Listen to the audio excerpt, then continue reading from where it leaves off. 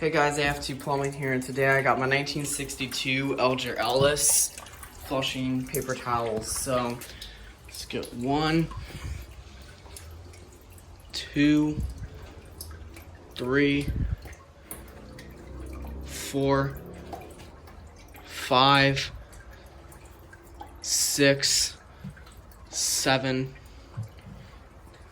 8, and 9. Make the tank fill a little bit more and see what this does. I'm pretty sure this is gonna fail because this toilet is not like the best, but so I have to make sure before it overflows. I'm not gonna make the tank overflow because it did make a big mess, but here we go.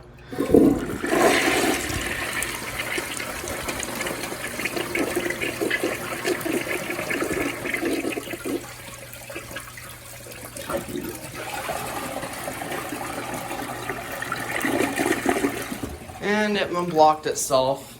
I would consider that, not so great, but I mean, it's not a fail because it unblocked itself halfway, but it passed.